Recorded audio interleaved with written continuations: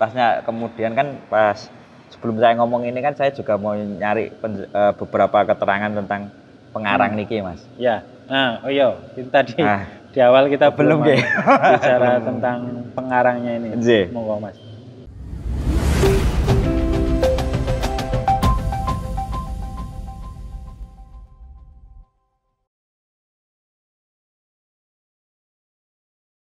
Oke, kalau setahu yang saya pahami beberapa dari kitab niki nggih.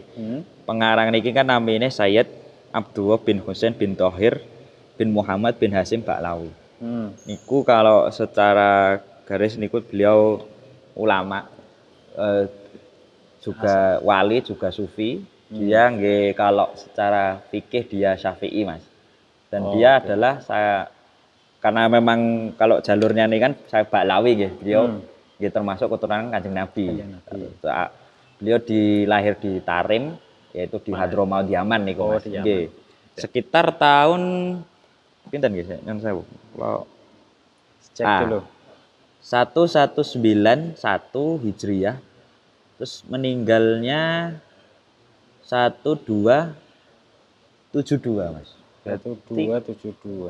Nggih. Kalau Hijriahnya nggih 1191 sampai meninggal wafatipun 1272. Berarti kalau Masehi abad pinten nggih? 18-an nggih berarti nggih. Iya.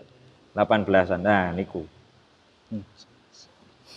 Oke, terus Bahkan kalau saya lihat beliau niku memang sangat zuhud, sangat warok niku. Kalau beberapa menggambarkan beliau niku di Hadramaut niku Mas ada kan kebanyakan Hadramaut kan ulama-ulama memang dari dzurriyyah Kanjeng Nabi nggih Ahlul Bait nggih. Iya. Niku juga termasuk dari 7 Abdullah Mahaguru Hadramaut. Karena kan namanya Abdullah bin Husain. Oh, gitu. Kalau bin Thohir Baklawi nggih. Lah terus beliau termasuk kalau memang beberapa muridnya banyak. Terus kalau yang bisa saya nemukan itu beberapa jaringan sampai ke kita. Memang saya pulang menemukan gitu. Cuma beberapa tadi saya nemukan ada artikel yang menjelaskan ada manuskrip paling tua di Indonesia niku tentang Sulamun Taufik Mas. Niku teng Museum Empu Tantular teng Surabaya. Niku. Meskipun beberapa ya ada wonten meleh sing tahqiq ya. Tahqiq itu kayak istilahnya itu editor sekarang ya. Editor. Oke. Di naskah Sulamun Taufik ada 5 naskah asli ngoten niku. Oh, aslinya 5 naskah. Jadi enggak tipis kayak gini. Nggih, katakanlah itu ibaratnya itu ada beberapa versi lah kan biasa nggih ibaratnya. Di Tarim niku yang di Yaman niku. Termasuk juga yang murid beliau niku murid dari pengarang perang Sulamet niki yaitu yang nyun sewu kalau saya salah niku Sayyid Ali Al-Habsyi niku. Ali bin Muhammad Al-Habsyi yang mengarang Sibtu Duror. Oh, nggih. Beliau niku karena beliau belajar langsung sama niku nggih Sayyid Abdullah niki pengarang Sulamun Taufik niku pernah bilang ngeten Mas, keistimewaannya beliau niku kalau ada penulis yang mau menuliskan amal sama ilmunya guru saya ini gitu. Ini saya nggak akan selesai.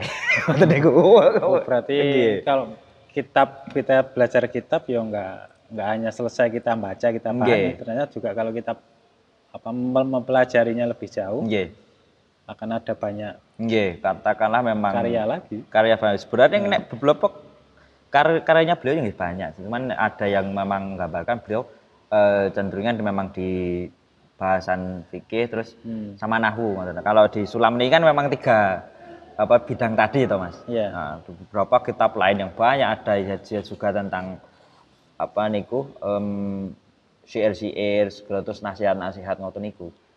Beberapa memang banyak. Memang beberapa menggambarkan niku memang kecenderungan beliau niku menjelaskan ilmu itu harus dohir batin ngoten Mas. Jadi memang ada lahir batin itu harus dibahas itu. Artinya itu segi yang tasawuf batin banget sama harus fikihnya juga kenceng kan ngoten.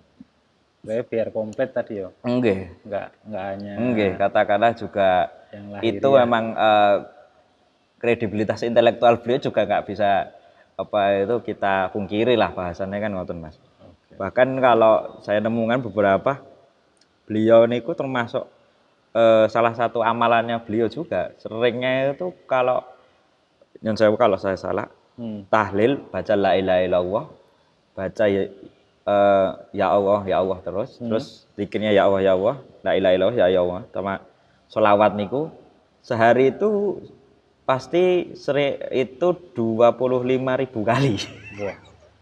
Yo hampir sepanjang Enggak, hari. katakanlah mungkin kalau dibagi 5 sholat itu mungkin setiap sholat berarti 5.000 mungkin Mas. 5.000. Ya enggak, katakanlah kan kalau itu sehari semalam. Itu baru beliau dikirnya nggih. Kalau beliau nyun sewu kalau qiyamul lail bangun malam itu zikir atau beberapa keterangan itu menyelesaikan 10 juz Quran. Waktu duha 8 juz kan berarti ya berat untuk kita. Oh, okay. Katakanlah memang sekali berulama beliau kan katakanlah iya. Memang harus begitu mungkin ya katakanlah Mas. Harus. Memang tabiat beliau begitu. Bahkan ulama dulu kan ya. Nggih, ulama-ulama amalannya jos. Nggih. Enggak tanggung-tanggung. Termasuk juga kalau niku mulai Mas. Pas mau sholat fardu, pasti beliau mandi dulu pakai minyak wangi. Oh. Itu ya katakanlah memang beliau menjaga mengamalkan apa yang ditulisnya yang ditulis beliau juga katakanlah kan, begitu. Enggak hanya mengajarkan tapi juga mempraktekkan terus apa tadi? Ibarat ya dan juga mempelajari, mengajarkan dan mempraktekkan. Makanya saya kira memang termasuk karena figur beliau yang begitu Mas mungkin. Katakanlah mungkin kalau dari nyun sewu dari semasa hidup beliau sampai sekarang dikaji sampai dulu saya kitab ini hitungannya legend atau mungkin berkahnya besar sekali kan gitu Mas. Oke terakhir mungkin Gus. Apa? Nah dari awal pertama dulu jenengan ngaji tentang kitab ini sampai sekarang apa yang mungkin yang salah satunya lah yang masih harus dipegang dan apa yang harus yang masih terngiang lah. Apa kira-kira? Kalau dulu Mas saya punya pengalaman, ini pengalaman mawon nggih sing saking kula pas sorogan niku Mas. Tentang kitab ini di bab saya masih ingat betul. Di bab tentang hal yang membatalkan sholat. Itu pas saya sorogan, saya ketika sudah memaknai, sudah nyarokati itu Mas. Ada suatu pembahasan yang nyun sewu itu saya enggak pernah enggak paham meskipun saya sudah nyun sewu pakai terjemah pegon gitu. Saya kan nyun sewu kan nyetorkannya kan Pak Yai. Pak Yai ya. Saya ingat betul itu pembahasan gitu. Salah satu yang membatalkan puasa niku Mas adalah menyandarkan sesuatu untuk membatalkan puasa, membatalkan sholat. Ngoten. Kula gimana itu? Lagi pertamanya kula maca niku mboten paham sehari. Sampai nyun sewu Pak Yai saya duka. Piye to kowe? Kowe ora paham, kudune iso paham kowe nek takut. Bahkan bilang, kowe piye lek paham ke Pak RT-mu. Kalau kau sendiri belum paham. Nggih, ngoten niku, Mas. Terus nek pemahamannya apa? Nah, akhirnya ngeten. Kula akhirnya kan besoknya suruh ngulangi sampai harus iso terjemah ke Indonesia nih kan. Akhirnya saya ngulangi. Intinya ternyata ngeten tok, Mas. Menyandarkan sesuatu ketika kita sholat supaya kita batal itu termasuk membatalkan puasa. Bahasanya ngeten membatalkan sholat. Nggih, membatalkan sholat atau puasa terus ya Allah. Katakanlah ngeten Mas. Kula sholat nggih. Dalam keadaan sholat, ketika terbesit di hati saya, misal niki hujan nggih Jawa nggih. Wah, kula terbesit mawon. Wah, iki engko nek udane saya deres, aku tak bali tak ra sholat neh ngono. Pada saat itu juga ternyata sholat saya batal. Aduh, sampai ya. Ngoten niku. Niku nyun sewu pembahasan yang takrib mboten nonton. Oh, jadi sulam tawe sampai nggih, sulam tawe kuwaten niku. Mendasar kayak gitu. Nggih, kuwaten bahasane. Hanya sir mungkin ya. Nggih, katakanlah gur. Bahasanya gitu. Wah, engko nek bahkan nek cara kula contohke wae. Misal ono lagi Piala Dunia terus krungu. Wah, iki nek gol tak delok lah gen aku rasa salat kan tak batalke sik. Pun batal. Ya memang cukup dalam berarti sekalipun untuk kalangan santri kitab ini pemula Nggih. atau awalan, tapi bagi kita yo yang awam ya nggak selesai memang Nggih, memang dibahas ngoten dalam niku. satu kali kesempatan. Nggih, kata. Ya mudah-mudahan kita mendapatkan Nggih. barokahnya Nggih, dari amin Allahumma. kita mempelajari kitab ini. Nggih. Ya, mungkin kalau ada kesempatan lain kita bahas lagi, Gus. Oh nggih, mungkin saged Mas. Untuk Alhamdulillah. sementara ya, Nggih. Nggih, siap, kita siap. masih masih pengantar, mungkin nanti kalau mau diperinci ya lain kesempatan bisa kita kasih lagi. Nggih. Matur nuwun, Gus. Nggih, siap. Matur nuwun sama-sama, Mas. Ya mudah-mudahan nanti di lain kesempatan kita ada waktu lagi untuk membahas Nggih, ini, Mas. tapi untuk kesempatan ini mungkin kita cukupkan. Nggih. Gus, kalau ada yang ingin disampaikan terakhir. Yes, mungkin katakanlah mungkin saya niku Mas. Ngutip pengendikannya pengarang Sulam Mangat. Kan Mas Wahid tadi bilang pada intinya itu memang paling inti kita belajar kitab apapun kan ilmu. Iya. Syekh Sayyid Abdullah bin Husain pengarang niki bilang niku ingat kula. Al ilmu khosyatu kullu. Yu'rafu bidzaka ahlu. Ilmu itu sebenarnya adalah khosyah. Khosyah itu rasa takwa, ketakutan yang betul dengan Allah.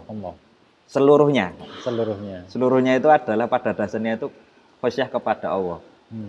Dan oleh karena itu orang yang alim, seorang ulama, orang yang punya ilmu diidentifikasi dengan hal itu. Walhasil nggih. Jangan-jangan kita semakin berilmu semakin harus merasa takut pada Allah. Ya harusnya. Harusnya begitu, semakin kita banyak tahu kan sebenarnya kita nggak tahu apa-apa.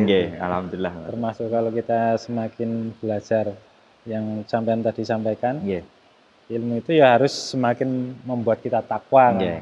Intinya itu. Ya mungkin itu intinya yang bisa kita petik dari kitab ini. Tentu masih banyak yang bisa kita perdalam, tapi untuk kesempatan hari ini mungkin kita cukupkan. Ya kita akhiri sama-sama dengan baca hamdalah. Alhamdulillahirabbil alamin. Kurang dan lebihnya kami mohon maaf. Assalamualaikum warahmatullahi wabarakatuh. Waalaikumsalam.